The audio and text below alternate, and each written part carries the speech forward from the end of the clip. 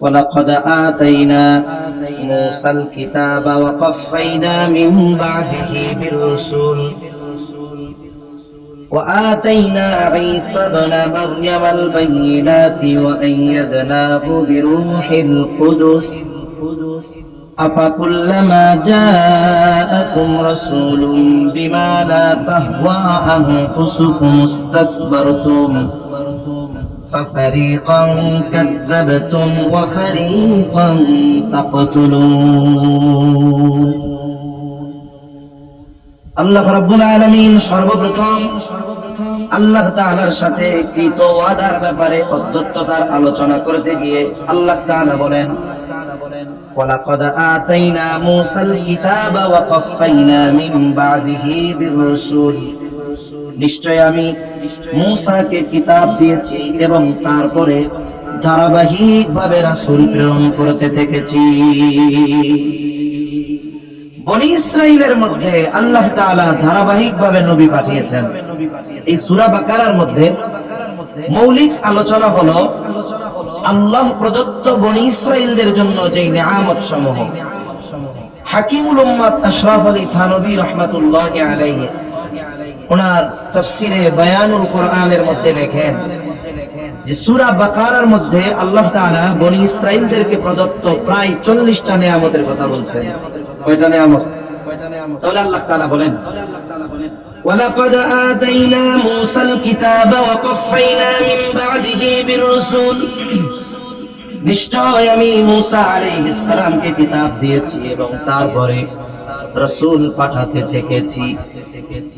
নবীজি সাল্লাল্লাহু আলাইহি ওয়াসাল্লাম বলেন বনি ইসরাইল কখনো নবী শূন্য হয় নাই, একেবারে ইয়াকুব আলাইহিস সালাম থেকে নিয়ে শুরু হয়েছে ঈসা আলাইহিস সালাম পর্যন্ত বনি ইসরাইল কখনো নবী শূন্য হয় নাই, বরং এটা ছিল ধারাবাহিকভাবে এক বংশে এত নবীর আগমন।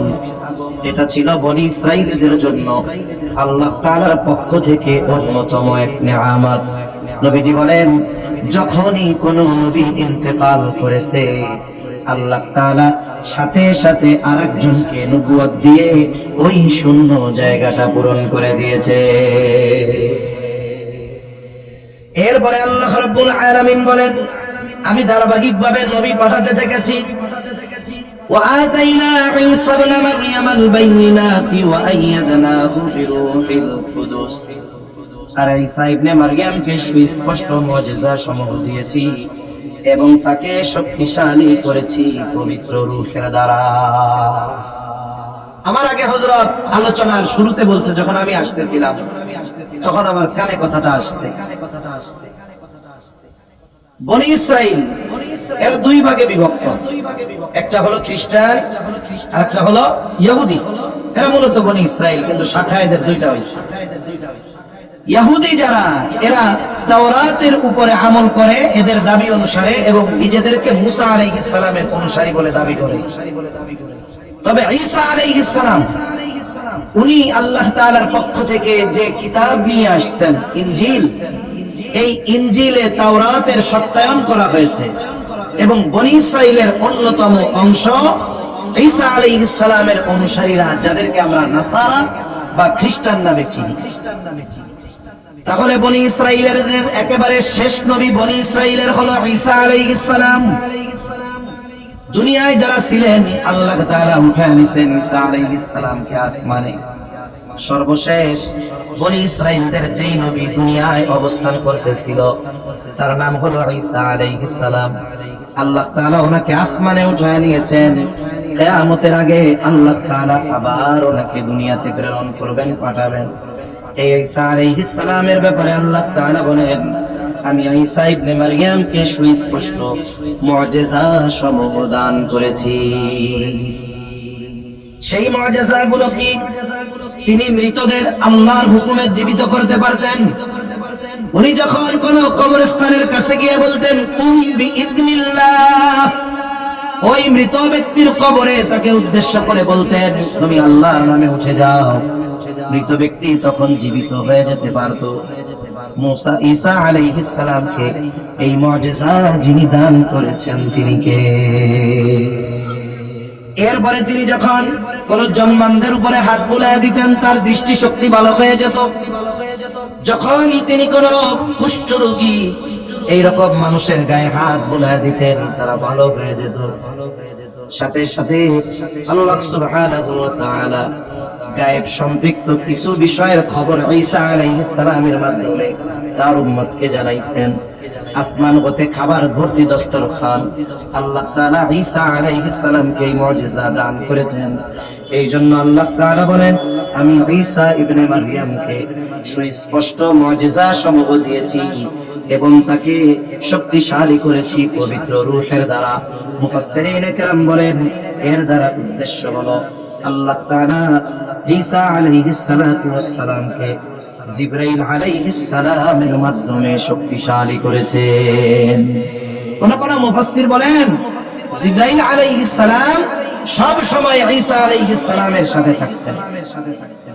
কিন্তু এই যে তাওরাতের অনুসারী যারা ইহুদি, এদের অভ্যাস ছিল ব্যতিক্রম। ওরা মনে করত আমরাই হক, আমরাই আল্লাহর একমাত্র মনোনীত এবং পছন্দের বান্দা, আমরাই একমাত্র জান্নাতি, আমরাই একমাত্র সফল। এই যে আমরাই সফল, আমরাই হক, আর গুলো সব বাতিল বলে, এই চিন্তা যারা করে এই দুনিয়ায় তারাও ভুলের উপরে আছে।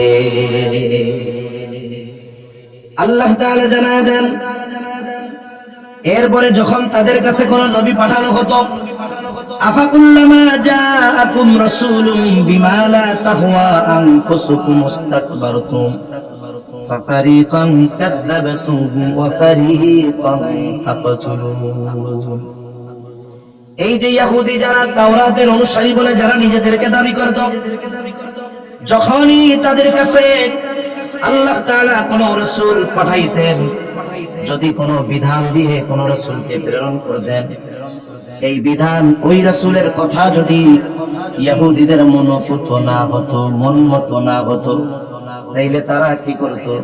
তখনই তারা অহংকার করে বলতো, ওইগুলো আমরা মানি না, আমাদের কাছে যেটা সেটাই ঠিক। মুসা আলাইহিস সালামের পরে ঈসা আলাইহিস সালাম পর্যন্ত আর নবী আসছে না। যখন তাওরাতের অনুসারীরা গুমরাহিতে লিপ্ত হয়ে যাইত, আল্লাহ তাআলা একের পর এক নবী রাসূল পাঠানোর ঘোষণা দিয়েছেন। তারা এসে যখন তাদেরকে সতর্ক করত, তারা তাদের মানত না, উদ্ধত্ত প্রকাশ করত, অহংকার করত। যদি ওই নবী আল্লাহর পক্ষ থেকে আনিত বিধান ওদের মন মতো না হতো, তাহলে ওগুলো তো মানতই না। বরং তখন কি হতো, তাদের মধ্যে ওই সময় দুইটা দল হয়ে যাইত। এক দল ওই নবীদেরকে অস্বীকার করত, শুধু অস্বীকার করত এমন নয়, বরং তারা মনোপুত না হওয়ার কারণে ওই নবী রাসূলদের হত্যা করত। বনি ইসরাইল এমন এক জাতি যে ওই জাতি আল্লাহর বিধান থেকে আলাদা হইছে, নবী রাসূলগণের কথা পছন্দ হয় নাই, মনোপুত হয় নাই, এরা হত্যা করে ফেলছে। পৃথিবীর একমাত্র অভিশপ্ত জাতি এরা, যাদের হাতে নবী রাসূলদের রক্তে যাদের হাত রঞ্জিত হয়েছে। এরা যাকারিয়া আলাইহিস সালামকে হত্যা করেছে, ইয়াহইয়া আলাইহিস সালামকে হত্যা করেছে, আমার আপনার নবীজিকে বারবার হত্যা করার অপচেষ্টা করেছে। তাহলে এই আয়াতের মধ্যে আমরা কি জানলাম? বনি ইসরাইলরা আল্লাহ তাআলার পক্ষ থেকে যেই প্রতিশ্রুতি দেওয়ার বিনিময়ে যেই নিয়ামত সমূহ পাওয়ার ব্যাপারে খোঁজ খবর পেয়েছিল, ওই ওয়াদাগুলো শুধুই খেলাফ করেছে তা নয়, বরং ওই ওয়াদা ভেঙেছে। তাদেরকে ওই ওয়াদাগুলো মনে করে দেওয়ার জন্য যেই নবী রাসূলদেরকে আল্লাহ পাঠিয়েছে, তাদেরকে মিথ্যা প্রতিপন্ন করার সাথে সাথে অনেক নবী রাসূলদেরকে তারা হত্যা করেছে। কতটা অহংকারী, কতটা অবাধ্য, কতটা নাশকরগুজার, কতটা অধ্যত্বপূর্ণ হলে এই ধরনের আচরণ তারা করতে পারে। উপরন্তু তারা কি বলতো? তারা তাদের নিজেদের অবস্থার উপরে বলতো যে আমরা ঠিক আছি, আমরাই হকের উপরে আছি। তারা বলতো ওয়াকালু কুলুবুনা গুলফ বাল লা'আনাহুমুল্লাহু বিকুফরিহিম ফাকালিলাম মা ইউমিনুন। সত্যকে তারা অস্বীকার করত, কোন পদ্ধতিতে? তারা বলতো আমাদের হৃদয় আবরণে ঢাকা। তারা নিজেদেরকে জ্ঞানের দিক দিয়ে পরিপূর্ণ মনে করত, নতুন কিছু শেখার প্রয়োজন মনে করত না। আল্লাহ তাআলা এর জবাবে তাদেরকে কঠোরতার সাথে জানিয়ে দিয়েছেন, বাল্লাআনাহুমুল্লাহু বিকুফরিহিম ফাকালিলাম মা ইউমিনুন। ওরা বলতো, তোমরা যে নতুন কথা নিয়ে আসছো, তোমাদের কথা আমরা মানি না, আমরা সব জানি। তার মানে কথাগুলো নিয়ে এসেছে নবী রাসূল, তাদের কথাগুলো তারা মানতো না। এই জন্য আল্লাহ বলেন, বাল্লাআনাহুমুল্লাহু বিকুফরিহিম ফাকালিলাম মা ইউমিনুন। বরং আল্লাহ তাআলা ওদের কুফরের কারণে ওদেরকে লানত করেছেন।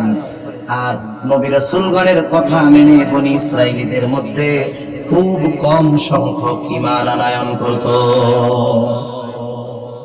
বনি ইসরাইলদের অবস্থা এরকম, তারা নতুন কোন নবী রাসূল আল্লাহ তাআলা যখনই পাঠিয়েছেন তাদের কথা তো মানেই নাই, উপরন্তু তাদেরকে হত্যা করেছে, তাদের কথা অস্বীকার করেছে, নবী রাসূলদেরকে মিথ্যা প্রতিপন্ন করেছে, যেই ওহী এসেছে মিথ্যা প্রতিপন্ন করেছে। আল্লাহ তাআলা বলেন, তাদের এই কুফরির কারণে এই ইহুদি জাতি এদের উপরে লানত কার? আরো জোরে বলেন কার? আল্লাহ তাআলার লানত। সূরা ফাতিহার মধ্যে আমরা প্রতিদিন প্রতি নামাজে প্রতি রাকাতে ইমামের পেছনে যখন পড়ি, ইমাম পড়েন আর আমরা যখন পড়ি সবাই একা একা পড়ি নামাজের মধ্যে, মাগদুব গায়রিল মাগদুবি আলাইহিম ওয়ালাদ-দাল্লিন। এই মাগদুব কারা? আল্লাহ তাআলার পক্ষ থেকে অভিশপ্ত কারা? আল্লাহর পক্ষ থেকে গজবপ্রাপ্ত কারা? এই ইহুদি জাতি হলো আল্লাহর পক্ষ থেকে লানত প্রাপ্ত। এই লানতের মূল কারণ কি? লানতের মূল কারণ হলো ওই নবী রাসূলদের কথা গ্রহণ না করা, নবী রাসূলদের আনিত ওহীকে মিথ্যা প্রতিপন্ন করা। বলে এই ধরনের কুফরির কারণে আল্লাহ রাব্বুল আলামিন তাদের উপরে লানত দিয়েছে। এরা অভিশপ্ত এক জাতি, এই ইহুদি জাতি। যদিও মুসলমানদের উপরে সাময়িক নির্যাতন করতেছে, কিন্তু একটা সময় আসবে অতীতের মতো আবার পরিপূর্ণ লাঞ্ছিত অপমানিত ওই জাতির মুসলমানদের কাছে হতে হবে। এরপরে আল্লাহ তাআলা বলেন, ওয়ালাম্মা জাআহুম কিতাবুম মিন ইনদিল্লাহি মুসাদ্দিকান লিমা মাআহুম ওয়া কানু মিন ক্বাবলু ইস্তাফতিহুনা আলাল্লাযীনা কাফারু ফালাম্মা জাআহুম মা আরাফু কাফারু বিহি ফালানাতুল্লাহি আলাল কাফিরিন। যখন আল্লাহ তাআলার পক্ষ থেকে তাদের কাছে এমন এক কিতাব আসলো, ওই কিতাবগুলো এমন কিতাব, যেই কিতাবগুলো তাদের কাছে যেই কিতাব আছে সেই কিতাবগুলোর সত্যায়নকারী। কোরআনুল কারীম তাওরাতের সত্যায়ন করেছে। ঈসা আলাইহিস সালামের কাছে আল্লাহ নাযিল করেছেন ইনজিল, ইনজিল ও তাওরাতের সত্যায়ন করেছে। আল্লাহ তাআলা কোরআনুল কারীমের মধ্যে বলেন, ইন্না আনজালনাত তাওরাতা ফিহা হুদান ওয়া নূর। এই যে আল্লাহ তাআলা বলেন, ইন্না আনজালনাত তাওরাতা, আমি তাওরাত নাযিল করেছি, ফিহা হুদান ওয়া নূর, তার মধ্যে আছে হেদায়েত, তার মধ্যে আছে নূর। এই যে তাওরাতের যে সত্যায়ন, এটা কোন কিতাবে? বলে কোরআনুল কারীম। সুবহানাল্লাহ বলেন। কিন্তু ইহুদি জাতি এটা বুঝতো না, তারা মনে করতো আমাদের চাই ঠিক। অথচ ইসলাম নতুন কোন জীবন ব্যবস্থা নয়, বরং ইসলাম পৃথিবীর শুরু থেকে নিয়ে আল্লাহ প্রদত্ত যেই জীবন ব্যবস্থা, অতীতের নবী রাসূলদের কাছে প্রেরিত ওহী জীবন ব্যবস্থার সত্যায়নের সাথে সাথে ইসলামকে আল্লাহ তাআলা পূর্ণাঙ্গ এক জীবন ব্যবস্থার মাধ্যমে আমাদের জন্য অনুসরণ করা, অনুকরণ করা, মেনে চলা, এটা আল্লাহ তাআলা ফরজ করে দিয়েছেন আমাদের। কিন্তু ওদের ওই দিন, ওদের ওই কিতাববিহীন অন্য কাউকে তারা স্বীকার করতে রাজি ছিল না। এজন্য আল্লাহ তাআলা বলেন, মুসাদ্দিকান লিমা মাআহুম ওয়া কানু মিন ক্বাবলু ইস্তাফতিহুনা আলাল্লাযীনা কাফারু। কিন্তু আফসোসের বিষয় হলো ওদের জন্য, আর ওরা তো পূর্ব থেকেই আল্লাহ তাআলার কাছে কাফেরদের বিরুদ্ধে বিজয় প্রার্থনা করত। তারা কাফেরদের কাছে সাথে বিজয় প্রার্থনা করত। আর ওদের অবস্থা ছিল এইরকম। আল্লাহ তাআলা বলেন, ফালাম্মা জাআহুম মা আরাফু কাফারু বি ফালা'নাতুল্লাহি আলাল কাফিরিন। আর যখন তাদের কাছে ওই বস্তু চলে আসলো, সুস্পষ্ট নিদর্শন আল্লাহর পক্ষ থেকে চলে আসলো, তখন তাদের অবস্থা কেমন হলো? আল্লাহ তাআলা বলেন, তখন তারা এইগুলোকে অস্বীকার করে বসলো। ঈসা আলাইহিস সালামের নবুয়তকে অস্বীকার করলো। শুধু তাই না, তারা মারিয়াম আলাইহিস সালামকে ব্যভিচারিণী অপবাদ দেওয়ার মতো দুঃসাহস করেছে। এত বড় অন্যায়! তাওরাত ইনজিল নাজিল হয়েছে, সেটাকে তারা মিথ্যা প্রতিপন্ন করেছে। তাই আল্লাহ তাআলা বলেন, যখন তাদের কাছে ওই বস্তু আসলো যেগুলোর ওসিলা দিয়ে তারা আল্লাহ তাআলার কাছে বাতিলদের বিরুদ্ধে, কাফের বিরুদ্ধে জয় প্রার্থনা করত, আল্লাহ তাআলা যখন ওই সত্য তাদের কাছে প্রেরণ করলেন, আফসোসের বিষয়, ঈসা আলাইহিস সালামকে তারা অস্বীকার করলো, ইনজিলকে অস্বীকার করলো, মুহাম্মদুর রাসূলুল্লাহকে অস্বীকার করলো, কোরআনকে তারা অস্বীকার করলো। এখন কোন ওসিলা দিয়ে তারা দোয়া করত? তারা ওসিলা দিয়ে দোয়া করত যে আখেরি জামানার নবীর ওসিলা দিয়ে তারা আল্লাহর কাছে দোয়া করত যে আল্লাহ, আপনি আমাদেরকে আখেরি জামানার নবী এবং তার উপরে অবতীর্ণ যে কিতাব, সেই কিতাবের ওসিলায় কাফেরদের উপরে আমাদেরকে বিজয় দান করেন। এই দোয়া আল্লাহর কাছে করত কারা? তাওরাতের অনুসারী ইহুদি যারা ছিল তারা। কিন্তু যখন যার ওসিলা দিয়ে দোয়া করত তিনি আসলেন, যেই কিতাবের ওসিলা দিয়ে দোয়া করত, সেই কিতাব সহ আল্লাহ তাআলা যখন আমার আপনার নবীকে পাঠালেন, বলেন তো ইহুদিরা কি আমার আপনার নবীকে এবং যেই কিতাবের ওসিলা দিয়ে দোয়া করত সেই কিতাবের উপরে ঈমান এনেছিল? জোরে বলেন, এনেছিল? আনে নাই। অথচ এর আগে আল্লাহর রাসূল এবং কোরআনুল কারীমের ওসিলা দিয়ে আল্লাহর কাছে তারা দোয়া করত যে আল্লাহ আমাদেরকে কাফেরদের বিরুদ্ধে বিজয় দান করেন। অথচ ওই জিনিসটা যখন আল্লাহ তাদের কাছে পাঠাইলেন, তারা অস্বীকার করা শুরু করলো। এজন্য আল্লাহ তাআলা বলেন, ফালা'নাতুল্লাহি আলাল কাফিরিন। আল্লাহ রাব্বুল আলামিন বলেন, অতএব লানত এমন অস্বীকারীদের জন্য, কাফেরদের জন্য। এর আগে আল্লাহ কি বলছে? যে তারা নবী রাসূলদের হত্যা করেছে, এই জন্য লানত। এরপরে আল্লাহ তাআলা কোরআন সহ আমার আপনার নবীজিকে পাঠিয়েছে, যেটা ওসিলা দিয়ে তারা দোয়া করত। এখন তারা আসার পরে অস্বীকার করতেছে, এই জন্য আল্লাহ তাআলার পক্ষ থেকে ইহুদির উপরে লানত। এরা তো মূলত দুনিয়া চেয়েছে, এরা চেয়েছে দুনিয়া, ত্যাগ করেছে আখিরাত। এখন বলেন তো, যেই ব্যক্তি আখিরাতকে দিয়ে দুনিয়া কিনে, এর চাইতে নিকৃষ্ট ক্রয় বিক্রয়কারী আর কেউ থাকতে পারে? বরং আল্লাহ আমাদের শিখিয়েছেন যে তোমরা আমার কাছে আখিরাত চাইবা। আখিরাত চাইলে লাভ কি? বাজারে অনেক সময় দেখবেন অনেক দোকানে 5 কেজি তেলের সাথে 100 গ্রাম লাক্স সাবান ফ্রি লেখা থাকে না? এরকম কথা বলে না? থাকে, থাকে। 5 কেজি সাবান তেল কিনলে 100 গ্রামের লাক্স সাবান ফ্রি। আপনি 10 বছর ওই দোকান থেকে মুদি মাল কিনেন, আপনি যদি দোকানদারকে গিয়ে বলেন, ভাই 10 বছর তোমার দোকান থেকে মাল জিনিস কিনতেছি, তা তুমি এক কাজ করো, আজকে আমাকে তেল কিনবো না, তবে ওই ফ্রি সাবানটা আমাকে দিয়ে দাও। বলেন তো, ফ্রি সাবানটা দিবে নাকি? জোরে বলেন, দিবে? দিবে না। কি বলবে? যে শোনো, কিছুই লাগবে না, তুমি তেল কিনো, সাবান ফ্রি পাবা। তেল কিনলে কি ফ্রি? জোরে বলেন। আর যদি ফ্রি সাবান চায়, সাবানও পাবে না, তেলও পাবে না। আল্লাহ তাআলা কোরআনুল কারীমের মধ্যে বলেন, মান কানা ইউরিদু হারসাল আখিরাতি নাজিদ লাহু ফি হারসিহি ওয়া মান কানা ইউরিদু হারসাদ দুনিয়া নু'তিহি মিনহা ওয়া মা লাহু ফিল আখিরাতি মিন নাসীব। আল্লাহ রাব্বুল আলামিন বলেন, মান কানা ইউরিদু হারসাল আখিরাতি নাজিদ লাহু ফি হারসিহি। যে ব্যক্তি আল্লাহ তাআলার কাছে আখিরাতের ফসল চায় তথা আখিরাত চায়, আল্লাহ তাআলা শুধু তাকে আখিরাত দেন এমন নয়, বরং আল্লাহ তাআলা তার এই চাওয়া, তার এই ফসলের মধ্যে আল্লাহ প্রবৃদ্ধি দান করে। তার মানে সে শুধু আখিরাত চায়, আল্লাহ তাআলা শুধু তাকে আখিরাত দেয় না, আরো অতিরিক্ত কিছু দেয়। নাজিদ লাহু ফি হারফি, আল্লাহ তাআলা তার ওই আখিরাতের ফসলের মধ্যে প্রবৃদ্ধি দান করে। মুফাসসিরিনে কেরাম বলেন বেশি কোনটা আল্লাহ দেয়?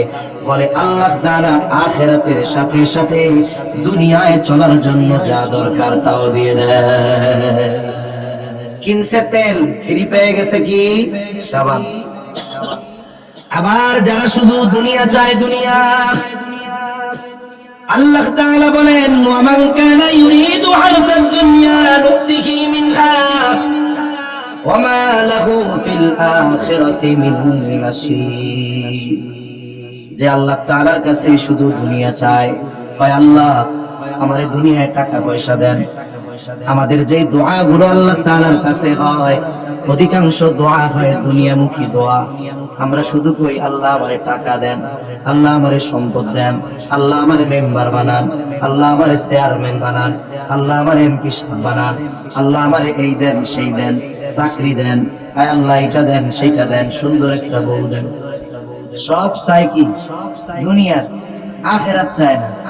অথচ দোয়ার মধ্যে আমাদের আখিরাত বেশি চাওয়া দরকার ছিল। তাইলে দুনিয়ার সব কল্যাণকর জিনিস না চাইতেই আমাদের দিতেন কে? এখন যারা শুধু দুনিয়া চায়, যাদের চাওয়ার মধ্যে আখিরাত নাই, আল্লাহ তাআলা বলেন নাজিদ লাক, আল্লাহ তাআলা বলেন ওয়া মান কানা ইউরিদু হারসাদ দুনিয়া নুতিহি মিনহা। আর যে আল্লাহ তাআলার কাছে দুনিয়া চায়, সে যতটুকু চায় আল্লাহ তাআলা তাকে ততটুকু দেন না। নুতিহি মিনহা, আল্লাহ তাকে দুনিয়া দেন কতটুকু? বলে সে যতটুকু চেয়েছে অতটুকু নয়, বরং আল্লাহ যতটুকু চেয়েছেন তাকে ততটুকু দেন। তার মানে শুধু দুনিয়া চাইলে দুনিয়ার চাওয়াও পূরণ হয় না, উপরন্তু আখিরাতকে হারাতে হয়। আল্লাহ বলেন ওয়া মা লাহু ফিল আখিরাতি মিন নাসীব। আর আখিরাতে তাদের জন্য কোনো কিছু নাই, আখিরাতে কিছুই থাকবে না। তাইলে দুনিয়াও পরিপূর্ণ পাইলো না, আখিরাতও হারাইলো। তাহলে যারা জাগতিক স্বার্থকে প্রাধান্য দিয়ে অহংকার আর অধ্যত্ততা প্রদর্শন করে আখিরাত বিমুখ হয়, বলেন এরা দুনিয়াতেও কি লাভবান হতে পারে? পশ্চিমকালেও পারে নাই, পারবে। এজন্য আল্লাহ তাআলা বলেন বি'সা মাশতারাউ বিহি আনফুসাহুম আন ইয়াকফুরু বিমা আনজালাল্লাহু বাগয়ান আন ইউনাজ্জিলাল্লাহু মিন ফাদলিহি আলা মান ইয়াশা'উ মিন ইবাদিহি ফাবাউ বিগদাবিন আলা গদাব ওয়ালিল কাফিরিনা আযাবুন মুহিন। মূলত এই আয়াতে আর আগের আয়াতে আল্লাহর রাসূল এবং আল্লাহ প্রদত্ত প্রেরিত এই কোরআন, নাযিলকৃত কোরআন, এই দুইটা থেকে দূরে থাকা, এই দুইটাকে অস্বীকার করা, দুনিয়ার অহংকারের কারণে এই দুইটাকে বাদ দেওয়া, এটা কতই না ক্ষতির কারণ। আল্লাহ বলেন কত নিকৃষ্ট সেই বস্তু যার বিনিময়ে ওরা নিজেদেরকে বিক্রয় করতেছে। ওরা আল্লাহ যা অবতীর্ণ করেছেন তা অস্বীকার করেছে, শুধুমাত্র এই অহংকার আর জিদের কারণে, যে কেন আল্লাহ নিজেদের বান্দাদের মধ্যে যার প্রতি ইচ্ছা সিও অনুগ্রহ অবতীর্ণ করে। এখানে মূল ফ্যাক্টরটা কোরআন এবং আল্লাহর রাসূলকে অস্বীকার করার যেই মূল কারণ ইহুদীদের, এক নম্বর কারণ হলো যে তারা আশা করেছিল শেষ নবী বনি ইসরাইলদের মধ্য থেকে আসবে। তাদের আশা কি ছিল? শেষ নবী বনি ইসরাইলদের মধ্য থেকে আসবে, কিন্তু শেষ নবী তো বনি ইসরাইলদের মধ্য থেকে আসে নাই।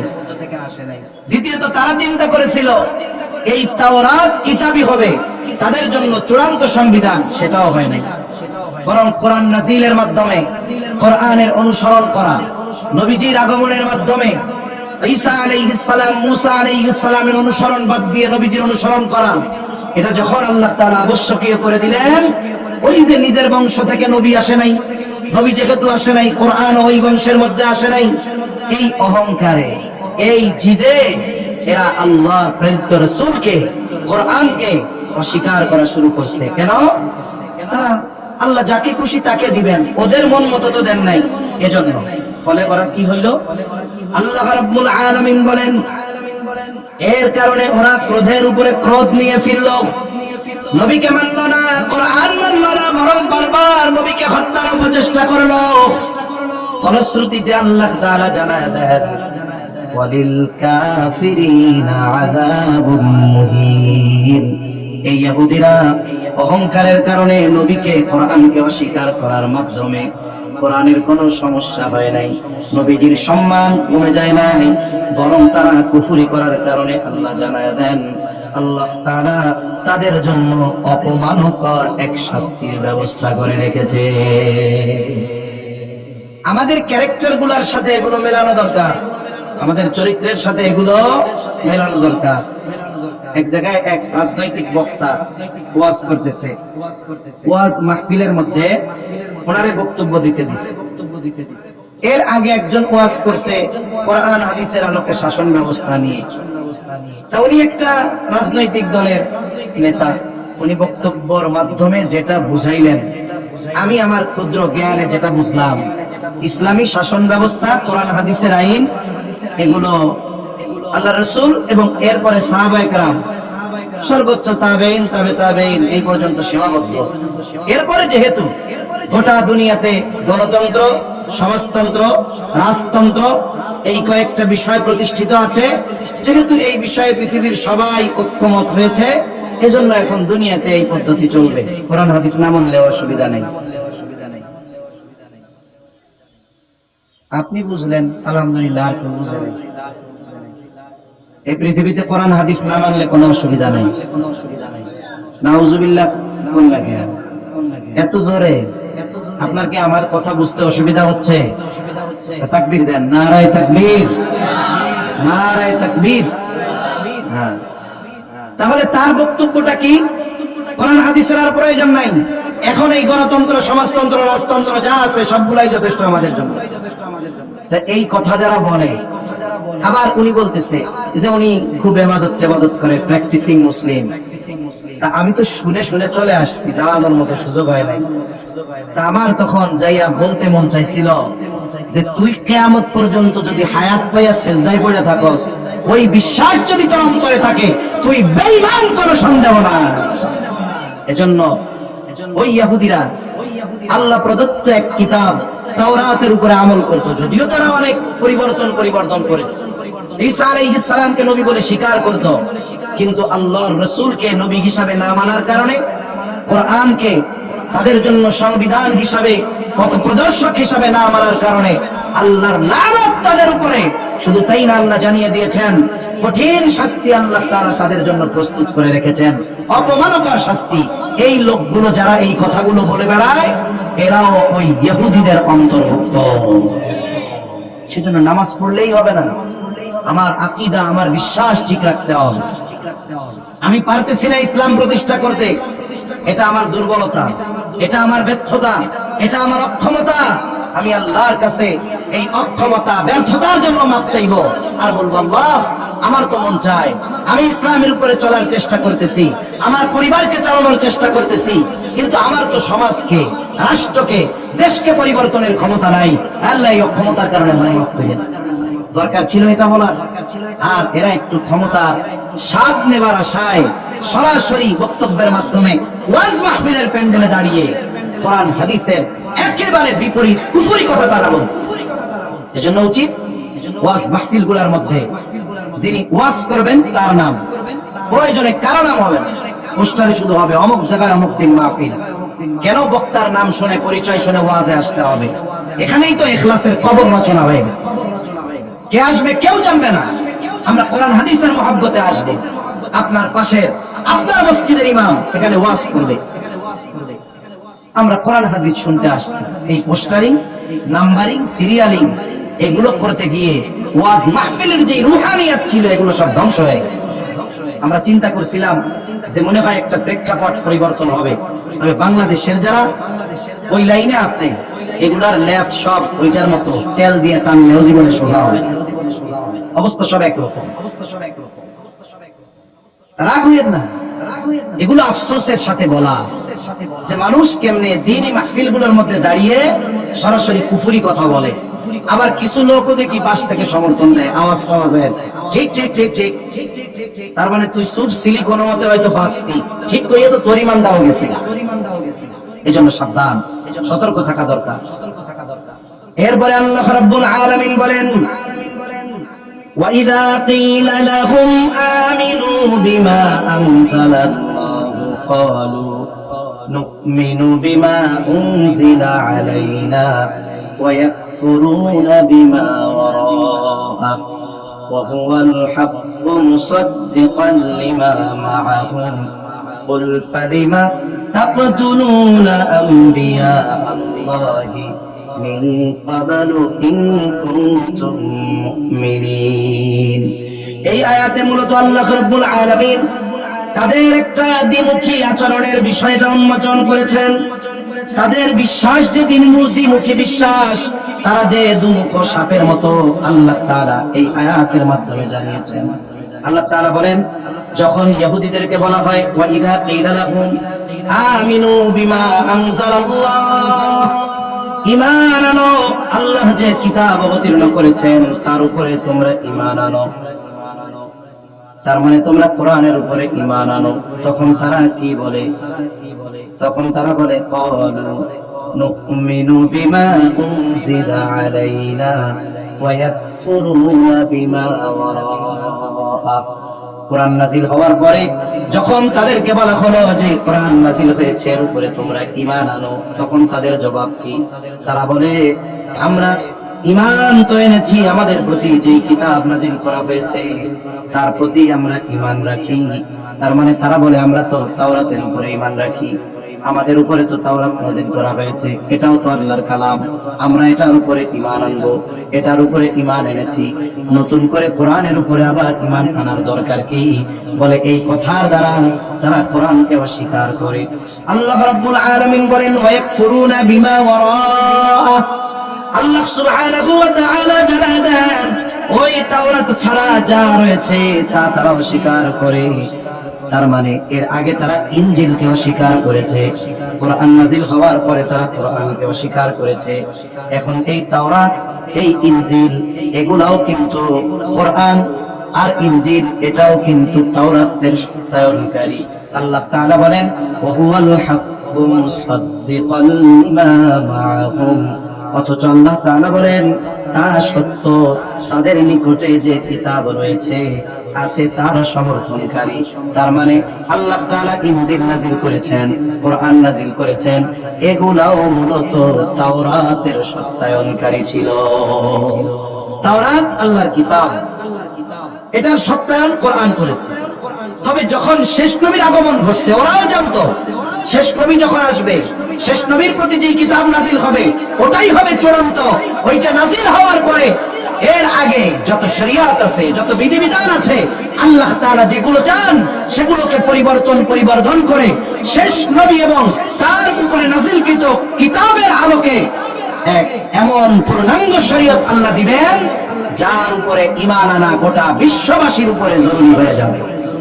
এজন্য একদিন হযরত ওমর রাদিয়াল্লাহু তাআলা তাওরাতের একটা কপি পড়তেছিলেন। নবীজি জিজ্ঞাসা করছেন, ইমাম এটা পড়ো কেন? ভালো ভালো কিছু কথা আছে। নবী সাল্লাল্লাহু আলাইহি ওয়াসাল্লাম তখন বললেন, ওমর, আজকে যদি নবী মুসা বেঁচে থাকতো তাহলে তারও আমার শরীয়তের অনুসরণ করা লাগতো। সুবহানাল্লাহ। মুসা আলাইহিস সালামের উম্মত এটা জানতো শেষ নবী আসবে, ওখানেই চূড়ান্ত হবে। তবে অহংকার কি? কোরআন আর রাসূলকে অস্বীকার করার কারণ কি? যে কোরআন আর রাসূল তাদের বংশ থেকে আসে নাই, নবী যেহেতু তাদের বংশ থেকে আসে নাই, এই জন্য অহংকারের কারণে তারা নবীজিকে অস্বীকার করত। এরপরে আল্লাহ রাব্বুল আলামিন তাদেরকে বলেন, নবী আপনি বলে দেন, কুল ফালিমা তাকতুলুনা আম্বিয়া আল্লাহি মিন ক্বাবলু ইন কুনতুম মুমিনিন। তোমরা যে এত ঈমানদার বলে দাবি করতেছ যে আমাদের উপরে যা আছে তার উপরে আমরা ঈমান এনেছি, অতীতের নবী রাসূলগণকেও তোমরা মানো, এই ঘোষণা দিচ্ছ, তবে তোমরা শুনে নাও, তবে কেন এর পূর্বে আল্লাহর নবীগণকে তোমরা হত্যা করেছো? যদি তোমরা ঈমানদার হয়ে থাকো এর জবাব দাও। এরা জাকারিয়া আলাইহিস সালামকে হত্যা করেছে, ইয়াহইয়া আলাইহিস সালামকে হত্যা করেছে। ঈসা আলাইহিস সালাম যখন তাদের ভ্রান্তি, তাদের পাপাচার, তাদের এই ঐশী বিধানের বিকৃতির ব্যাপারে তাদেরকে সাবধান করেছেন, তারা ঈসা আলাইহিস সালাতু ওয়াস সালামকে হত্যার অপচেষ্টা করেছে। শুধু তাই নয়, তারা যে কোরআন নাজিল হওয়ার পরে বলে যে আমরা তাওরাতের উপরে ঈমান এনেছি, মুসা আলাইহিস সালামের পূর্ণাঙ্গ অনুসরণ করি, কিন্তু মুসা আলাইহিস সালাম যখন দুনিয়ায় ছিলেন তখন কি তারা মুসা আলাইহিস সালামের পূর্ণ অনুসরণ করছে? করে নাই। আল্লাহ ওই চিটিংবাজির কথা স্মরণ করায় দিচ্ছেন যে এখন বলতেছ যে আমাদের উপরে যে কিতাব নাজিল হয়েছে এটার উপরে আমরা যথাযথভাবে ঈমান এনেছি, অথচ মুসা আলাইহিস সালামকে যখন আমি তাওরাত দিয়েছিলাম, কত মুআজিজা দিয়েছিলাম, তখন সামান্য যখন কয়েক দিনের জন্য তুর পর্বতে গেছে আর তোমরা একটা বাছুরকে তোমাদের উপাস্য বানায় আনিছো, আর এখন বলতেছো যে আমরা আমাদের উপরে নাজিলকৃত কিতাবের উপরে ঈমান এনেছি। এটা বলার মাধ্যমে কোরআনকে অস্বীকার করতেছো, মুহাম্মদুর রাসূলুল্লাহকে অস্বীকার করতেছো। আল্লাহ সেই কথা স্মরণ করায় দিচ্ছেন তাদের। আল্লাহ তাআলা বলেন, ওয়ালাকাদ জাআকুম মূসা বিল বাইয়িনাতি সুম্মা ইত্তাখাযতুমুল ইজলা মিন বা'দিহি ওয়া আনতুম যালিমুন। আল্লাহ তাআলা বলেন, আর মূসা আলাইহিস সালাম তোমাদের নিকট সুস্পষ্ট মুআজিজা সমূহ নিয়ে এসেছিলেন, তবুও তোমরা তারপর বাছুরকে তোমাদের ইবাদতের উপাস্য বানায় নিয়েছো। বস্তুত তোমরা জালেম। বলে মূসা আলাইহিস সালাতু ওয়াস সালাম আল্লাহ তাআলা কত মুআজিজা ওনাকে দান করেছেন, একের পর এক বলতে গেলে রাত পার হয়ে যাবে। মূসা আলাইহিস সালামকে আল্লাহ মুআজিজা দান করেছে।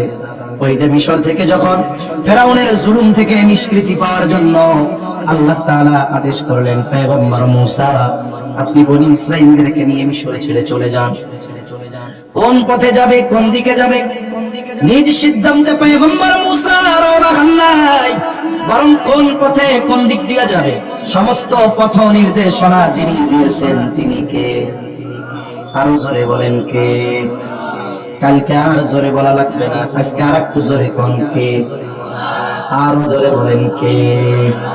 এই মিয়া, আল্লাহর কথা, আল্লাহর আওয়াজ, আল্লাহর নামের আওয়াজ এত আস্তে হইলে হবে না? নাকি গলা ঠিক রাখতেছেন যে হুজুর ফেব্রুয়ারি মাসে? এখন যদি অসুস্থ হয়ে যায় তাহলে মিছিল দিব কেমনে? জোরে বলেন, নির্দেশ দিছে কে? আল্লাহ নির্দেশিত পথে মূসা আলাইহিস সালাম রওনা হয়ে গেছেন। লোহিত সাগরের পাড়ে পৌঁছায় গেছে। ইতিমধ্যে খবর চলে গেছে, ও ফেরাউন তোমার শত্রু মূসা বনি ইসরাঈলদেরকে নিয়ে মিশরে ছেড়ে চলে যায়। শত্রু হাত ছাড়া হয়ে গেল। তাফসীরের মধ্যে আসছে 6 লক্ষ সশস্ত্র সৈন্য নিয়ে ফেরাউন মূসা আলাইহিস সালাম আর বনি ইসরাঈলদেরকে ঘিরে ধরছে। 3 দিক দিয়ে ঘিরে ধরছে, একদিকে সমুদ্র। বনি ইসরাঈলেরা ভীত সন্ত্রস্ত হয়ে গেছে। তারা বলতেছে, ইন্না লামুদরাকুন, ও মূসা আমরা ধরা পড়ে গিয়েছি। এখনো ধরা পড়ে নাই। শত্রু বাহিনী এমন সিস্টেমে আসতেছে, ধরা পড়া ছাড়া উপায় নাই। হয়তো ওদের তরবারির আঘাতে মরতে হবে, নাইলে সমুদ্রের মধ্যে হাবুডুবু খেয়ে মরতে হবে।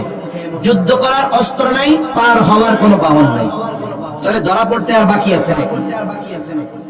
আসন্ন বিপদের ভয়াবহতাকে অনুধাবন করে তারা বলতেছে, ইন্না লামুদরাকুন, আমরা অবশ্যই ধরা পড়ে গেছি, আর বাঁচার উপায় নেই। এই পথে তো মূসা আলাইহিস সালাম নিজে আসেন নাই, আসতে বলছে কে? এবার একটু জোরে কইলেন, আরো জোরে বলেন কে? মূসা আলাইহিস সালাম সেই জন্য জবাব দেন, ক্বালা কাল্লা ইন্না মাইয়া রাব্বি সায়াহদিন। মূসা আলাইহিস সালাম বলেন, কাল্লা কখনোই নয়, শত্রু যত নিকটে হোক না কেন ধরা আমরা পড়ব না। বনি ইসরাঈলের অভ্যাস ছিল বারবার খালি প্রশ্ন করত, এরপরে প্রশ্ন করার কোনো সুযোগ রাখেন নাই পয়গম্বর মূসা। আগত অনাগত সম্ভবত সব ধরনের প্রশ্নের জবাব দিয়ে বলেন, ধরা পড়ব না। এর একমাত্র কারণ ইন্না মাইয়া রাব্বি, ওদের সাথে যা থাকে থাক, আমার সাথে আছে কে? সায়াহদিন, এখনই তিনি পথ দেখায় দিলেন। সমুদ্র সামনে, তাতে কি আসে যায়? আল্লাহ তাআলা বলেন পথ দেখায় দিলাম। فأوحينا إلى موسى أن اضرب بعصاك البحر فانفلق فكان كل فرق كالطود العظيم। আল্লাহ তাআলা বলেন আমি মুসা আলাইহিস সালামের কাছে প্রত্যাদেশ প্রেরণ করলাম, ওহী পাঠাইলাম, ও পয়গম্বর মুসা, আপনি লাঠি দিয়ে সাগরের উপরে আঘাত করেন, বাড়ি মারেন। মুসা আলাইহিস সালাম সাথে সাথে লাঠি দিয়ে সাগরের উপরে আঘাত করলেন।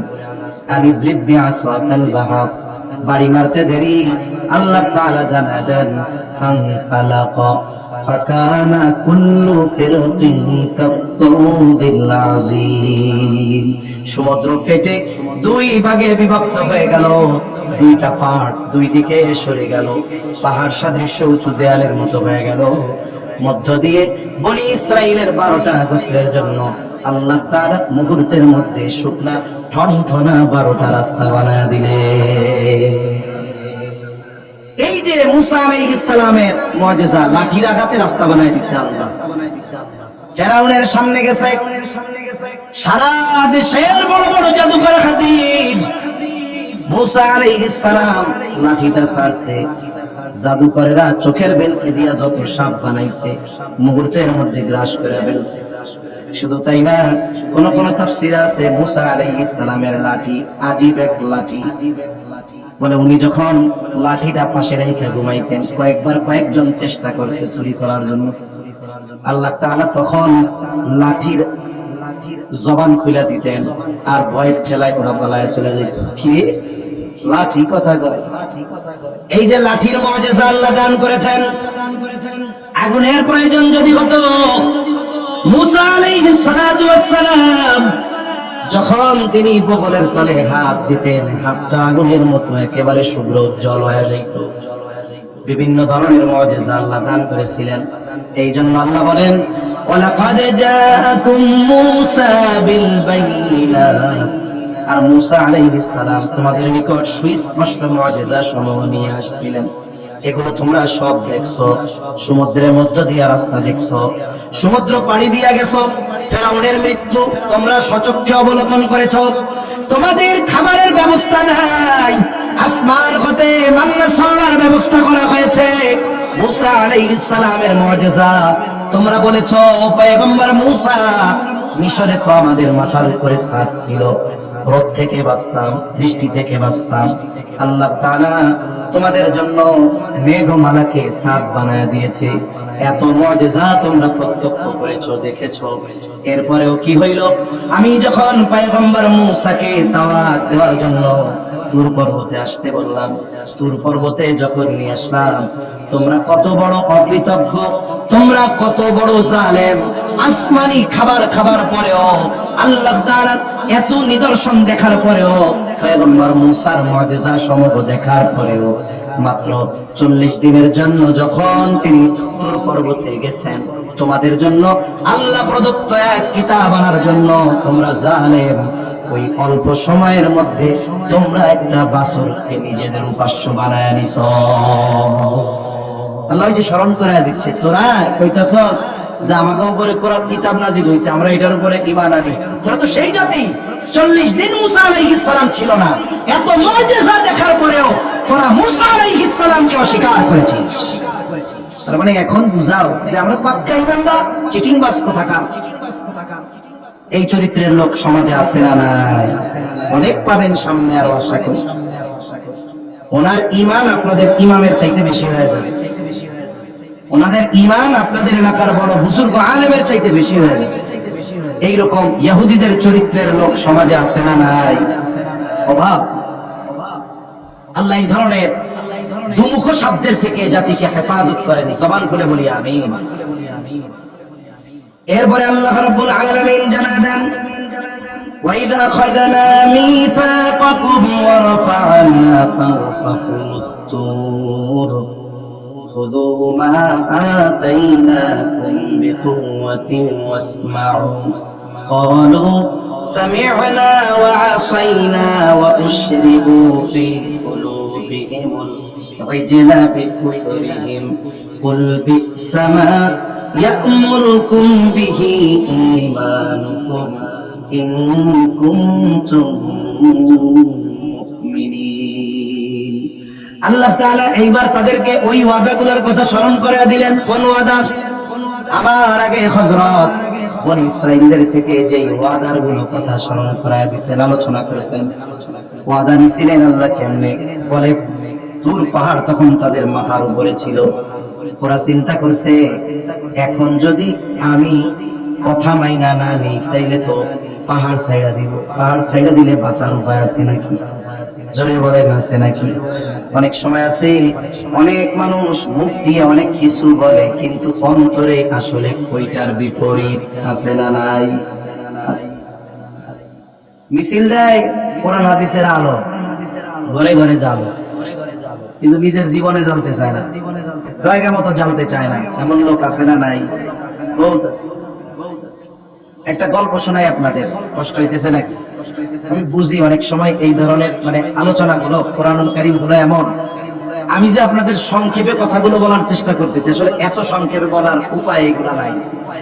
2 পৃষ্ঠার তাফসীর 5 দিন করা দরকার কমপক্ষে, তাইলে আনুষঙ্গিক বিষয়গুলো এনে সব কথাগুলো বোঝানো সহজ হয়। তা মূল কিছু কথা বলতেছি, মনে হচ্ছে যে এই জায়গার একটা ওই জায়গার একটা, তবে ইনশাআল্লাহ শেষে আমি পুরো কথাগুলোকে একটা ছোট্ট প্যাকেজ আকারে আপনাদের জেনে ঢেলে দেওয়ার চেষ্টা করব। তা ওদের থেকে যখন স্বীকৃতি নেওয়া হয়েছে, ওরা স্বীকৃতি দিছে মুখে কিন্তু অন্তরে স্বীকৃতি দেয়। আমাদের বাংলাদেশের এক বড় আলেম, উনি একবার ডাকাতির খপ্পরে পড়ছে। ডাকাতরা ওনার সব জিনিসপত্র নিয়ে গেছে, মোবাইল, টাকা পয়সা সব নিয়েছে, এবং সেই আলেমকে ডাকাতরা চিনতে পারছে। লাস্টে গাড়ির ক্ষতি টতি করে না, টাকা পয়সা মোবাইল টোবাইল সব নিয়ে গেছে না। যাওয়ার সময় ডাকাতরা হাতে তো অস্ত্র টস্ত্র আছে, হুজুরে খুব কাকুতি মিনতির সাথে বলে, হুজুর আমাদেরকে মাফ করে দিন, হুজুর মাফ করে দিন। আর একজন বলছে, হুজুর মাফ করছেন তো? বলেন তো এই টাইমে যদি হুজুর পায় না মাফ করি না, বিপদ আসেনি? জোরে কোন আসেনি? বিপদ আছে। উনি তখন মুখে কইছে হ্যাঁ মাফ করে দিলাম। আসলে কি যে কামটা করছে এটা কি মাফ করার মতো? কেন কওয়া লাগছে? যেন আহত না হইতে হয়। বনি ইসরাইল ওই সময় ওই যে যখন ওয়াদা গুলো নিছে, আগের আয়াতে, আগের রুকুতে আব্দুল মান্নান কাসেমি হাফিজাহুল্লাহ খুবই গুরুত্বপূর্ণ আলোচনা করছেন, সুন্দরভাবে, অনেক সুন্দর, আমার শুনতে ভালো লাগতেছে। বিষয়গুলো বলতেছে, এই বিষয়গুলোর ব্যাপারে ওয়াদা নিছে, তখন মাথার উপরে ছিল তুর পাহাড়। ওয়াদা যখন চাইছে, মাথার উপরে কি পাহাড়? ওরা চিন্তা করছে পরে যা করি করলাম, মনে যা আছে থাক, আগে কইছে হ্যাঁ আল্লাহ এগুলোর ব্যাপারে ওয়াদা করলাম। কিন্তু আসলে আন্তরিক ভাবে কি তারা ওয়াদা করছে? আল্লাহ সেই কথা মনে করায় দেন।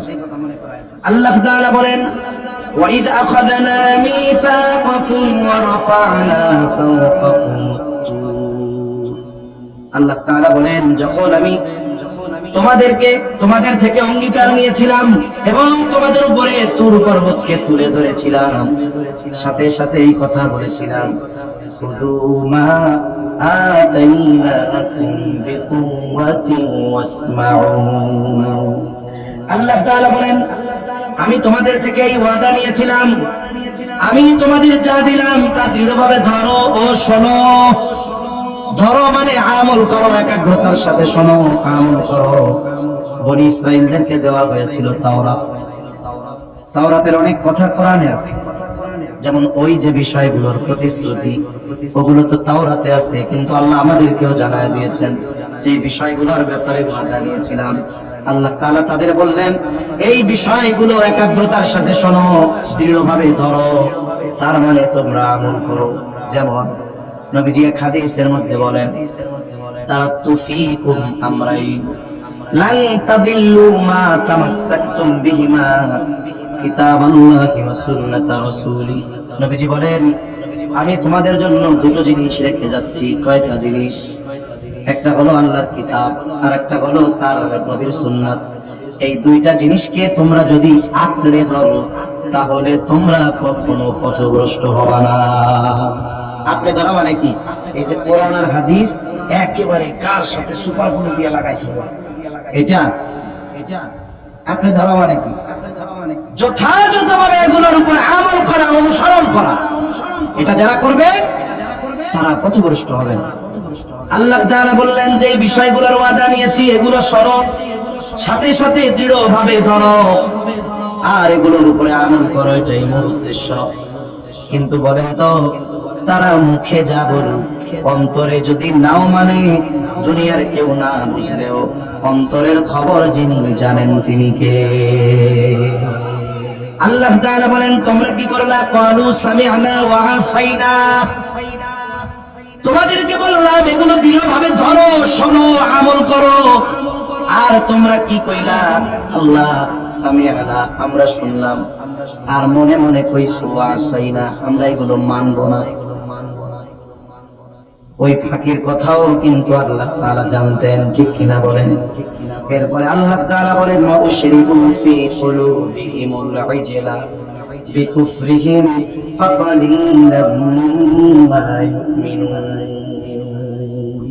এই যে আল্লাহর আদেশ মেনে না নেওয়া, আল্লাহর হুকুম আহকাম মেনে না নেওয়ার কারণে আল্লাহ তাআলা ওদের হৃদয়ে, ওদের কুফরির কারণে, ওই যে বাসুরের প্রতি তারা আকৃষ্ট হয়েছিল, এই কুফরির কারণেই আল্লাহ তাআলা ওই মানুষগুলাকে ওই বাসুর পূজার প্রতি আল্লাহ তাআলা আকৃষ্ট করে প্রবিষ্ট করে দিয়েছিলেন। এগুলো কুফরির কারণে। এজন্য মনে রাখতে হবে, যখন কোন পাপীর পাপাচারের সীমা পার হয়ে যায়, আল্লাহ তাআলা তখন তারে আরো পাপ করতে দেয়।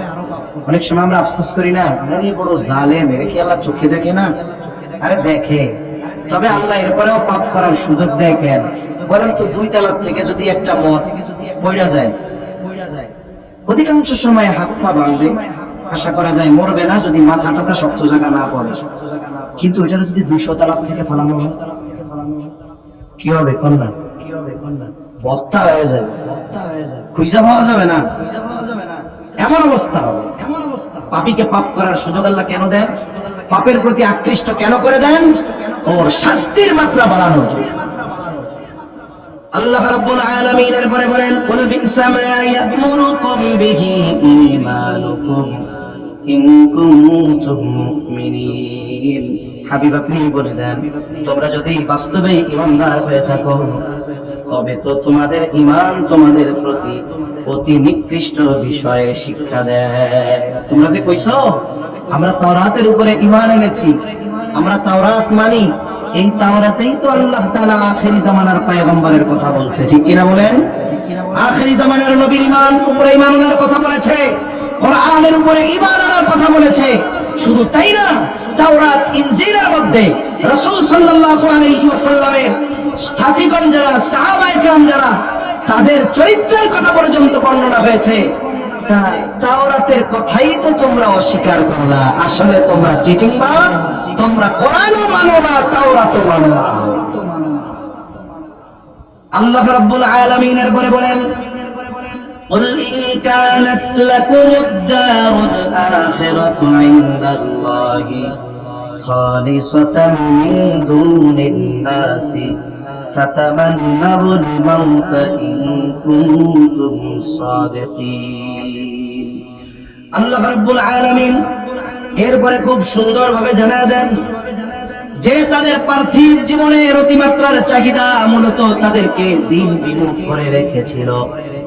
বাস্তবেও দুনিয়ায় এটা, যারা দুনিয়ার চাকচিক্যময় এই বিষয়গুলোর উপরে বেশি আগ্রহী, এরা দুনিয়া পাওয়ার জন্য দিন ছাড়ে, দুনিয়া পাওয়ার জন্য কুফরি করে, দুনিয়া পাওয়ার জন্য জুলুম করে, দুনিয়া পাওয়ার জন্য সুদ খায়, ঘুষ খায়, দুনিয়া পাওয়ার জন্য মিথ্যা কথা বলে, দুনিয়া পাওয়ার জন্য কোরআন হাদিসকে বিভিন্ন সময় প্রকাশ্য আর অপ্রকাশ্য ভাবে তারা অস্বীকার করে। এই চরিত্রটা তো মুমিনদের হওয়ার কথা না, এটা ছিল ইহুদিদের ক্যারেক্টার চরিত্র। আল্লাহ রাব্বুল আলামিন এরপরে বলেন, কুল ইন কানাত লাকুমুদ দারুল আখিরাতু ইনদাল্লাহি খালিসাতাম মিন দুনিন নাস, হাবিব আপনি বলে দেন যদি আখিরাতের ঘর আল্লাহর নিকট অন্যান্য মানুষ ছাড়া এককভাবে তোমাদের জন্যই হয়ে থাকে। আয়াতের আলোচনার শুরুতে বলেছিলাম ইহুদিরা নিজেরা মনে করত যে আমরা হইলাম আল্লাহর সবচাইতে নিকটবর্তী, আমরাই হলাম আল্লাহ তাআলার সবচাইতে প্রিয় বান্দা। তারা মনে করত যে আল্লাহ তাআলার কাছ থেকে আখিরাতে নাজাত পাওয়ার একমাত্র অধিকার এদেরই আছে, আর কারো নাই। নবীকে আল্লাহ বলেন, ও হাবিব আপনি বলেন যদি তোমরা আখিরাতের ঘর তথা জান্নাত আল্লাহর নিকট হতে অন্যান্য মানুষ ছাড়া এককভাবে তোমাদের জন্যই হয়ে থাকে, যে আখিরাতে তোমরাই শুধু জান্নাতে যাবা। নবী মুহাম্মদ সাল্লাল্লাহু আলাইহি ওয়াসাল্লাম তার অনুসারীরা কোরআন যারা মানে তারা জান্নাতে যাবে না, এই দাবি যদি তোমরা করে থাকো তাহলে কি করো? আল্লাহ তাআলা বলেন ফাতামান্নাউল মাউত ইন কুনতুম সাদিকিন, হাবিব আপনি বলে দেন যদি তোমরা ওই দাবি করো শুধু জান্নাত আল্লাহ তোমাদেরকে দিবে, তবে তোমরা আল্লাহর কাছে মৃত্যু কামনা করো যদি তোমরা সত্যবাদী হও। তাইলে জান্নাত তো তোমাদের, তাহলে তোমরা আল্লাহর কাছে কও যে আল্লাহ আমাকে মৃত্যু দেন, তাড়াতাড়ি জান্নাত দেন। এই কথা মনে রাখতে হবে। ইহুদি জাতি সবচাইতে ভীতু, ইহুদি জাতি সবচাইতে ভীতু জাতি, আর মৃত্যুকে সবচেয়ে বেশি ভয় পায়। এজন্য এই পৃথিবীর বর্তমান বাহ্যিক অবস্থা হলো যেটা, এই পৃথিবীতে সর্বাধুনিক টেকনোলজি ইসরায়েলের হাতে। আমেরিকার মাধ্যমে কিছু প্রকাশ পায়, কিন্তু এর মূল উৎস হলো ইসরায়েল। এই পৃথিবীর অর্থনীতি, এই পৃথিবীর প্রযুক্তির 90% এর বেশি নিয়ন্ত্রণ ইহুদিদের হাতে। এত প্রযুক্তি ওদের, ওদের পুরো ওরা যেই এলাকা দখল করে রাখছে পুরো সীমান্ত জুড়ে ওদের আয়রন ডোম আছে। আয়রন ডোম কি? একটা কোন ম্যাটেরিয়াল ছোটখাটো ড্রোনও যদি উড়ে যায় এটাকে শনাক্ত করে মুহূর্তের মধ্যে মিসাইল মেরে ওটাকে ধ্বংস করে দিবে। এত প্রযুক্তি তাদের। তাদের আকাশ সীমায় যদি কোনো কিছু ঢুকে তাদের দেশের নয় শত্রুপক্ষের, সাথে সাথে গোটা দেশে সাইরেন বেজে ওঠে।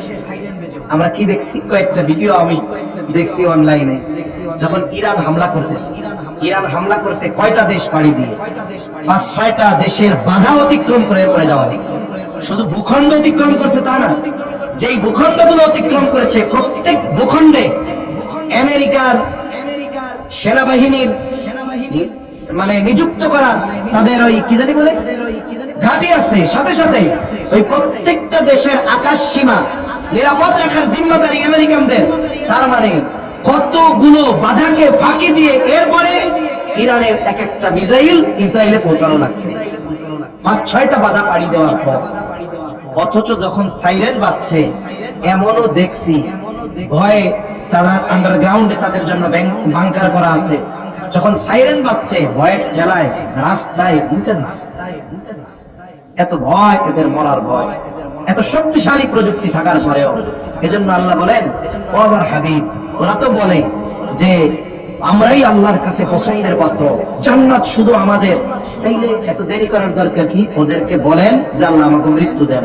ওরা চিন্তা করছে যে যতই অস্বীকার করি না কেন মুহাম্মদ সাল্লাল্লাহু আলাইহি ওয়াসাল্লাম তো নবী, কোরআন তো আল্লাহর নাযিলকৃত কিতাব, কোনো সন্দেহ নাই। মৃত্যু যদি কামনা করি তাইলে দুনিয়ায় যে কয়দিন যা পাইতাম হইয়াও শেষ। এই জন্য ভয়ের ঠেলায় এরা কখনো নিজেদের মৃত্যু কামনা করবে না, এরা মৃত্যুর ব্যাপারে খুব ভীত। এরপরে আল্লাহ তাআলা বলেন, কথা শেষ, ওয়ালাই ইয়াতামান্নাউহু আবাদান বিমা কদ্দামাত আইদিহিম ওয়াল্লাহু আলিমুম বিয-যালিমিন। আল্লাহ তাআলা বলেন, হাবিব আপনি ওদের যদি বলেন যে তোমরা যেহেতু আল্লাহর একমাত্র পছন্দের পাত্র, জান্নাতের হকদার, আল্লাহর কাছে তাইলে মৃত্যু কামনা করো, তাড়াতাড়ি জান্নাতে চলে যাও। আল্লাহ বলেন, হাবিব তারা কখনো কিছুতেই মৃত্যু কামনা করবে না, ওয়ালাই ইয়াতামান্নাউহু আবাদা, কখনোই তারা বলবে না আল্লাহ আমাকে মৃত্যু দেন। কেন বলবে না?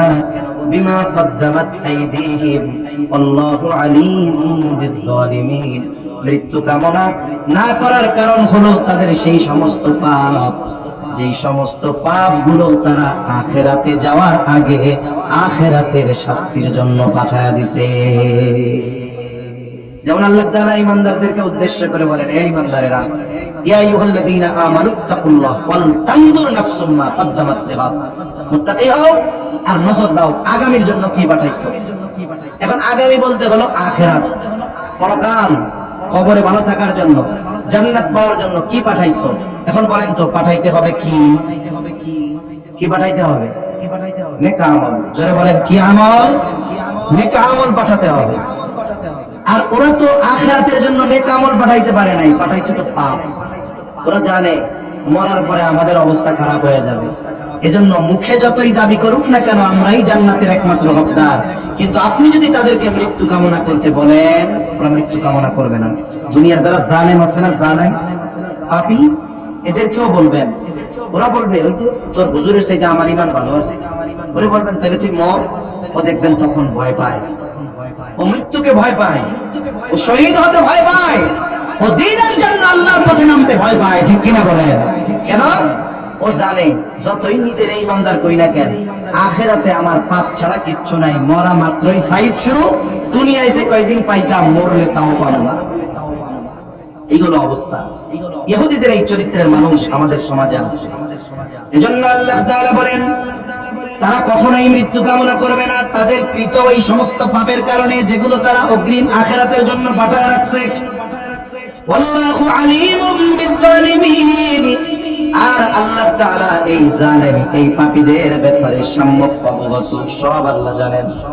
সর্বশেষ এই রুকুর সর্বশেষ আয়াত আল্লাহ তাআলা বলেন, ওয়ালা তাজিদান্নাহুম আহরাসান নাসি আলা হায়া ওয়া মিনাল্লাযীনা আশরাকু ইয়াওয়াদ্দু আহাদুহুম লাউ ইউআম্মারু আলফা সানাহ ওয়া মা হুয়া বিমুযাহজিহি মিনাল আযাবি আন ইউআম্মার ওয়াল্লাহু বাসীরুম বিমা ইয়া'মালুন।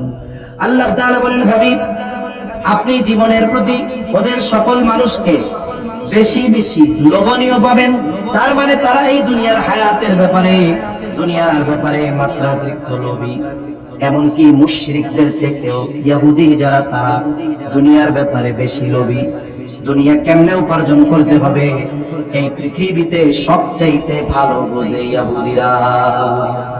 দুনিয়ার প্রতি মাত্রাতিরিক্ত লোভ থাকার কারণে এই দুনিয়া কেমনে উপার্জন করতে হবে এটা মুশরিকদের চাইতে ইহুদিরা ভালো জানে। এজন্য মাত্রাতিরিক্ত দুনিয়ার লোভ, দুনিয়ার অর্থের লোভ, এটা হলো ইহুদিদের খাসলাত, ইহুদিদের অভ্যাস। এরপরে আল্লাহ রাব্বুল আলামিন বলেন, ওদের একজন এমন কামনা করে, ওদের মধ্যে মানুষেরা এমন কামনা করে যদি ওকে 1000 বছর আয়ু দেওয়া হতো। তার মানে ও চিন্তা করে, হায় রে যদি 1000 বছর বাঁচতে পারতাম।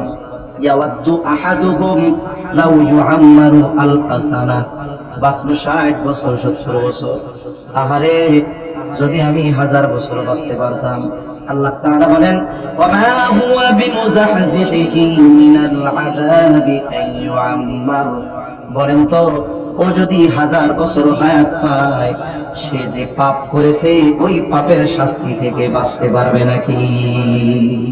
ও দীর্ঘ আশা কামনা করে, হায়াত কামনা করে, কিন্তু ও যদি 1000 বছর হায়াত পেয়েও যায়, ওই দীর্ঘায়ু তার কর্মের কারণে যে আযাব তার জন্য বরাদ্দ হয়েছে ওটা থেকে তাকে কেউ বাঁচাতে পারবে না।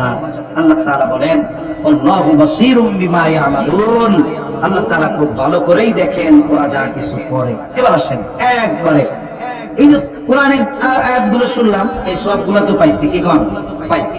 এবার এর মধ্যে মূল শিক্ষাগুলো কি, একেবারে সংক্ষিপ্ত সারে আমরা এই কথাগুলো জানবো, এই বিষয়গুলোই আমরা মনে রাখবো ইনশাআল্লাহ। 1 নাম্বার 11তম রুকুর যে মূল শিক্ষা প্রথমটা, কেউ যদি মনে করে আল্লাহ আমাকে স্পেশাল ভাবে নির্বাচিত করেছেন নাজাত যাওয়ার জন্য, এই নিজেকে স্পেশাল কিছু মনে করা এটা কখনোই সমীচীন নয়। নিজেদের স্পেশাল কিছু মনে করতো ইহুদিরা, নিজেরা নিজেদেরকে জান্নাতের একমাত্র দাবিদার মনে করত। এই ছিল তাদের প্রথম বিষয়টা। এর থেকে শিক্ষা কি পাইলাম আমরা? আমরা নিজেদের স্পেশাল কিছু মনে করব না, কিছু নেক আমল করতে পারলে মনে করব না আল্লাহর প্রিয় বান্দা হয়ে গেছে, কিছু ভালো কাজ করলে অহংকার করব না।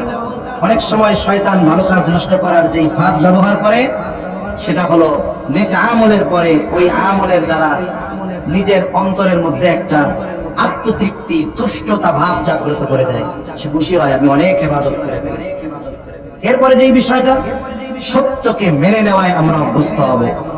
এই ইহুদিরা সত্য জানার পরেও মানে নাই। একটা হলো সত্য জানে নাই, অজ্ঞতার কারণে মানে নাই। না না, ইহুদিরা সত্যটা জানতো, জানার পরেও তারা মানে নাই। আল্লাহ রাসূলের ব্যাপারে জানতো, কোরআনের ব্যাপারে জানতো, কিন্তু এরপরেও তারা কেন মানে নাই?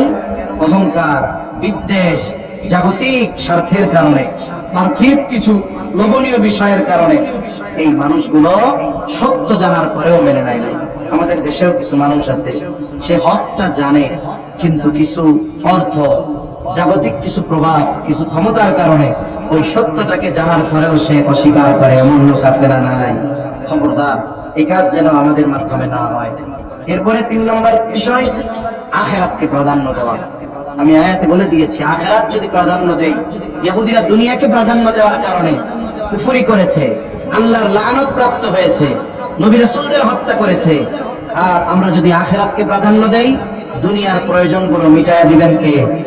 তাহলে আখিরাতের চাইতে দুনিয়াকে মাত্রাতিরিক্ত প্রাধান্য দেওয়া, এটা হলো ইহুদিদের খাসলা। সর্বশেষ, অঙ্গীকার রক্ষা করা। ইহুদিরা আল্লাহ তাআলার সাথে ওয়াদা খেলাফ করেছে। ইহুদিরা আল্লাহর সাথে যেখানে ওয়াদা খেলাফ করেছে, আপনারা কি মনে করেন এই যে গাজায় যে যুদ্ধবিরতি, এখানে যে চুক্তি হয়েছে, এটাও তো ওয়াদার অন্তর্ভুক্ত? যারা আল্লাহর সাথে ওয়াদা খেলাফ করে, নবী রাসূলগণের সাথে ওয়াদা খেলাফ করে, এই ধরনের জালেম যারা, বলেন তো এরা মানুষের সাথে কৃত ওয়াদা রক্ষা করবে এর কোনো নিশ্চয়তা আছে? জোরে বলেন, আছে? এর কোনো নিশ্চয়তা নাই। এজন্য সম্মানিত উপস্থিতি, আজকের দিনের মূল শিক্ষা এই সূরা বাকারার 11 নম্বর রুকু, যে আমরা নিজেদেরকে স্পেশাল কিছু মনে করব না, সর্বদা বিনয়ী থাকবো। আমি যদি বিনয়ী হই, আমার সম্মানকে আল্লাহ তাআলা উঁচু করে দিবে।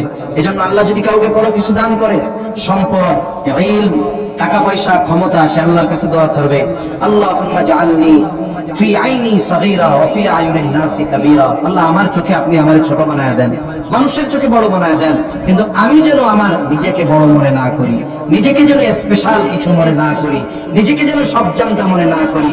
শয়তান কিন্তু কম জানতো না, কিন্তু আনা খায়রুম মিন, আমি তার চাইতে ভালো, তার চাইতে স্পেশাল। এই বিশ্বাস, এই কথা বলার কারণে তার ইলম, তার ইবাদত কোনো কিছুই কাজে লাগে নাই, চির অভিশপ্ত হয়ে গেছে। 2 নাম্বার, সত্য মেনে নিব। অনেক মানুষ আছে সত্যের উপরে আমল করে না, কিন্তু মেনে নেয়। কথায় কথা আবার আসতেছে আল্লাহর ইচ্ছা, সত্য মানে কিন্তু আমল করে না। অনেক সময় মসজিদে ইমাম সাহেব বয়ান করছে কোরআন হাদিস দিয়ে, সুদের বিরুদ্ধে, ঘুষের বিরুদ্ধে, জুলুম অন্যায়ের বিরুদ্ধে। মুসল্লি যারা আছে, সুদখোর আছে, ঘুষখোর আছে, বেপরদার আছে, জালেম আছে। কয়েকজন চিন্তা করছে, হুজুর যা বলছে কোরআন হাদিসের কথা, এটা তো সত্য। হুজুরের কাছেও বলে, হুজুর আপনি যা বলছেন সত্য, তবে দোয়া করেন আল্লাহ যেন পাপগুলো ছাড়ার তৌফিক দেয়। এই লোক সত্য মানছে কিন্তু আমল করে নাই। আর কিছু লোক আছে, ইমাম সাহেব বয়ান করতেছে সুদের বিরুদ্ধে, মাদকের বিরুদ্ধে, তারপরে ঘুষের বিরুদ্ধে, অন্যের কামেরে খাওয়ার বিরুদ্ধে, সরাসরি কারো নাম ধরে নয়, কিন্তু এই কাজে লিপ্ত কিছু কথা যে ব্যক্তিগুলো আছে, এই কথাগুলো তাদের উপরে পড়বে কি পড়বে না? রাস্তা দিয়ে ইমাম সাহেব যাইতেছে, ছুরি মেরে দিছে, তার মানে ও কি কাজ করলো? সত্য স্বীকারও করলো না, সত্য মানলো না। ওই যে সত্য মেনে নিছে কিন্তু আমল করে নাই, বলে ও গুনাহগার, তবে বেঈমান নয়। কিন্তু যে সত্য মানেও না, আমলও করে না, ও কাফের। ও কি? জোরে বলেন, জোরে বলেন, ও কি? একজন ব্যক্তি যদি সুদ খায়, কথার কথা, কত বড় জঘন্য পাপ, আল্লাহ মাফ করে দিন। একজন মদ খায়, কত বড় জঘন্য পাপ, কিন্তু এই মদ খাচ্ছে, কিন্তু ও স্বীকার করে এটা হারাম, আল্লাহ হারাম করছে, এটা হারাম। সে কবিরা গুনাহগার হলো, কিন্তু সে কাফের হয়ে গেল না, বড় পাপী হয়েছে। যখন মদ পান করে, ইমানের নূর আল্লাহ তার কাছ থেকে উঠায় নিয়ে যায়। কিন্তু যেই ব্যক্তি মদ পান করে না কিন্তু মদকে হারাম মনে করে না, ও মদ না খাইয়াও কাফের। কথা বোঝাতে পেরেছি? এজন্য ভাইরা আমার, আপনি আপনার দলের জন্য ক্ষমতা দেখায়া সত্যকে ডিনাই করবেন না। আল্লাহর রাস্তে এই কথা বলি আপনাদের, সত্য মানতে পারেন না কিন্তু সত্যের উপরে বিশ্বাসী হন, ঈমান বাঁচবে। হয়তো গুনাহ হবে, হয়তো শাস্তি পরকালে দীর্ঘায়িত হবে, কিন্তু নিজের প্রভাব প্রতিপত্তি বিস্তার করতে গিয়ে আপনি সরাসরি সত্যকে অস্বীকারী হয়ে ওই ইহুদিদের মতো চির অভিশপ্ত হবেন না, এটা মনে রাখবেন। সেজন্য আমরা সব সময় সত্যকে মেনে নিব, মানব তো ইনশাআল্লাহ। এরপরে তৃতীয় শিক্ষাটা কি পাইছি? আমরা আখিরাতকে প্রাধান্য দেব। আখিরাত যদি আমাদের মূল টার্গেট হয়, অটোমেটিক্যালি দুনিয়া আমাদের দিবেন কে? এক ব্যক্তি ঘরে জানালা কাটবে, দক্ষিণ পাশে তার ফাঁকা, এখন দক্ষিণ পাশ দিয়ে তো গরমে বাতাস আসে, বিল্ডিং আটকানো, দক্ষিণ দিকে মসজিদের মাইকও আছে। এখন সে নিয়ত করলো দক্ষিণ দিকের জানালাটা কাটবো, তাহলে আমার নিয়ত কি? নিয়ত হলো বাড়ির দক্ষিণ পাশে মসজিদ, ইকামত দিলে, নামাজে দাঁড়াইলে, আজান দিলে আমার জানলা দিয়ে শুনতে পারবো, দেখতে পারবো। এখন দক্ষিণ পাশে এই নিয়তে জানালা কাটছে, তাইলে দক্ষিণ দিকে বাতাস হইলে আর ওই জানালা দিয়ে বাতাস ঢুকবে না। জোরে বলেন, ঢুকবে? সে নিয়ত করছে কি? আমি নামাজে দাঁড়াইলো কিনা, ইকামত শুরু হইলো কিনা, আজান দিল কিনা দেখতে পারবো। এই নিয়তে জানালা কাটছে, কিন্তু বাতাস আল্লাহ দিবেন কি দিবেন না? তাহলে আখিরাত যদি প্রাধান্য দেয়, দুনিয়ায় যা প্রয়োজন আল্লাহ সেটা দিবেন কি দিবেন না? অবশ্যই আল্লাহ তাআলা সেটা আমাদেরকে দিবেন। এজন্য এই 11তম রুকুন অন্যতম আরেকটি শিক্ষা আখিরাতকে প্রাধান্য দেওয়া। আর চতুর্থ নম্বর যে শিক্ষা, ওয়াদা খেলাফ করেছে ওই জাতি, ইহুদি জাতি, আল্লাহর সাথে অঙ্গীকার ভঙ্গ করেছে, ওয়াদা ভঙ্গ করেছে। নবীজিও জানিয়ে দিয়েছেন ওয়াদা ভঙ্গ করা এটা মুনাফিকের আলামত। কার আলামত? জোরে বলেন। আমরা আমাদের ওয়াদার ব্যাপারে, অঙ্গীকার পূরণের ব্যাপারে সর্বোচ্চ সচেষ্ট হব, বলেন ইনশাআল্লাহ। এই চারটা শিক্ষা আমরা আমাদের জীবনে বাস্তবে পরিণত করবো তো ইনশাআল্লাহ। তাহলেই আজকে কষ্ট করে গরমের মধ্যে বসে থাকা সার্থক হবে। 2 দিনের এত অর্থ ব্যয় করে যেই আয়োজন, এটা সার্থক হবে যদি এই মানুষগুলোর মধ্যে থেকে একটা মানুষও আমরা এই কথাগুলো আমাদের জীবনে আমলে পরিণত করি। আল্লাহ তাআলা আমাদের সকলকে কথাগুলো বুঝবার তৌফিক দান করেন। সকলে বলি আমিন।